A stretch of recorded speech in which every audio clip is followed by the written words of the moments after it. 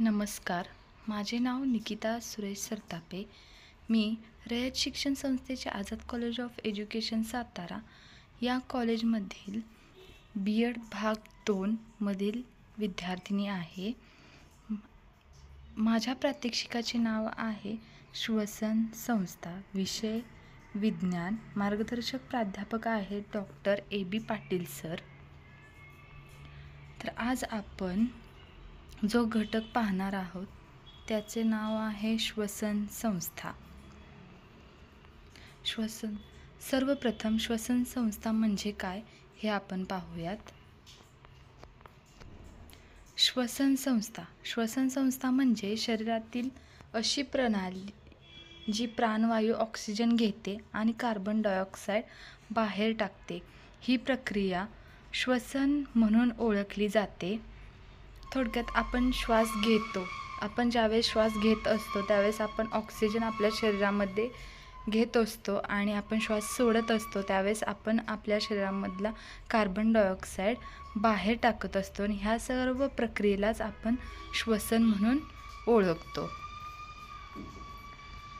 श्वसन संस्थेमध्ये समावेश असणारे इंद्रिय कोणकोणते आहेत ते आपण आज पाहणार आहोत. श्वसन संस्थेमध्ये समावेश असणारी इंद्रिये खालीलप्रमाणे आहेत.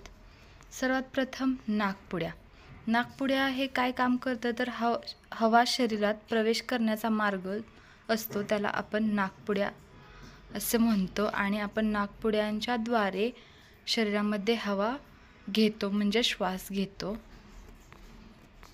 दुसरा आहे म्हणजे घसा. नाक व तोंड यांना श्वसन नलिकेशी जोडतो, म्हणजे आपलं नाक आणि जे तोंड आहे यांना या श्वसन नलिकेला जोडण्याचे काम घसा हे करत असतो. पुढील आहे स्वरयंत्र म्हणजे जे आपल्या शरीरामध्ये आवाज निर्माण करणारा जो अवयव असतो त्याला आपण स्वरयंत्र असे म्हणतो. पुढे आहे श्वसन नलिका. हवेला फुफ्फुसापर्यंत पोहोचवण्याचे काम हे श्वसन नलिका करत असते. श्वसन नलिकेचे प्रमुख काम आहे हवेला फुफ्फुसापर्यंत पोहोचवणे. फुफ्फुस. आता फुफ्फुस म्हणजे काय तर माहिती आहे आपल्याला. आपण जी हवा घेतो ती कुठे जाते? फुफ्फुसामध्ये जाते. तर रक्तातील वायूंचे संतुलन हे फुफ्फुस राखत असतं. आपल्या ज्या शरीरामध्ये रक्तातील जे वायू असतात त्यांचे संतुलन फुफ्फुस हे राखत असतं. आता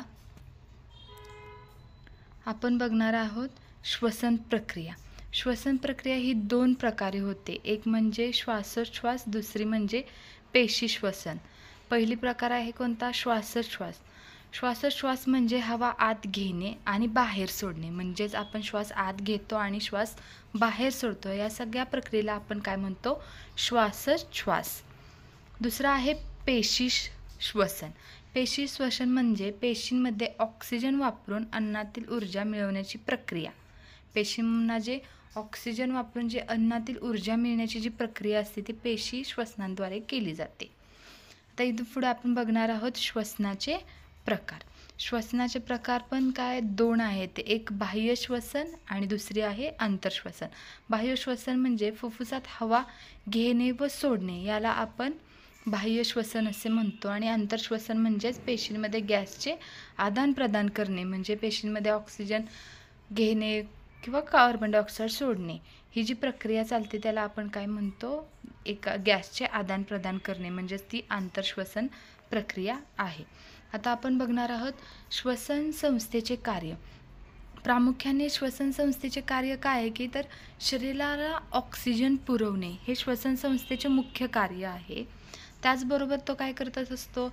श्वसन संस्था ऑक्सिजन आपल्याला जशी पुरवते शरीरामध्ये ती घेतली जाते, त्याचप्रमाणे काय करतं? कार्बन डायऑक्साईड जो आपल्या शरीरामध्ये जातो तो बाहेर टाकण्याचं काम ही श्वसन संस्था करत असते. त्याचप्रमाणे ऊर्जा निर्मिती करणे हेही काम श्वसन संस्थेचेच कार्य आहे. आवाजात निर्मित सहभाग होणे म्हणजे आवाजाचे जे स्वरयंत्र आहे त्यातून आवाज निर्मिती करण्याचे काम सुद्धा श्वसन संस्थाच करत असते. त्याचबरोबर शरीरातील अम्ल क्षार संतुलन राखणे, शरीरामध्ये जे अम्ल आणि क्षार आहेत त्यांचे संतुलन राखण्याचे काम सुद्धा श्वसन संस्था करत असते. आता श्वसन संस्थेचे होणारे आजार अनेक आहेत. त्यापैकी श्वसनाचे आजार आहेत सर्दी, खोकला, दमा, निमोनिया, ब्रॉन्कायटिस, क्षयरोग असे वेगवेगळे आजार श्वसन संस्थेचे होत राहतात. आणि हे सगळे आजार कशामुळे होतात तर वाढत्या प्रदूषणामुळे. वाढते प्रदूषण, ते जे विषारी वायू ते शरीरामध्ये प्रवेश केल्यानंतर ते श्वसनामध्ये मिक्स होतात आणि त्यामुळे आपल्याला असे श्वसन संस्थेचे आजार निर्माण होतात. तर अशा प्रकारे आज आपण श्वसन संस्था म्हणजे काय पाहिलं. यातूनच काय निष्कर्ष मिळतो तो म्हणजे श्वसन संस्था ही शरीरासाठी अत्यंत आवश्यक आहे. तिच्या मदतीने शरीराला जिवंत राहण्यासाठी आवश्यक असलेली ऊर्जा मिळते. म्हणून श्वसन संस्था निरोगी ठेवणे अत्यंत महत्त्वाचे आहे. थोडक्यात म्हणजे श्वसन संस्था ही शरीरातील एकमेव अशी संस्था आहे की मानवी सजीवांना जिवंत राहण्यासाठी ही श्वसन संस्था व्यवस्थित आणि निरोगी ठेवणे हे आपल्या शरीरासाठी चांगलं आणि उपयुक्त अशी संस्था आहे. त्यामुळे आपल्याला त्याची व्यवस्थित निरोगी ठेवणे अत्यंत महत्त्वाचे आहे. तर अशा प्रकारे आज आपण श्वसन संस्था म्हणजे काय, श्वसन संस्थेचे प्रकार, श्वसन संस्थेचे कार्य याबद्दल आपण आज अभ्यास केला.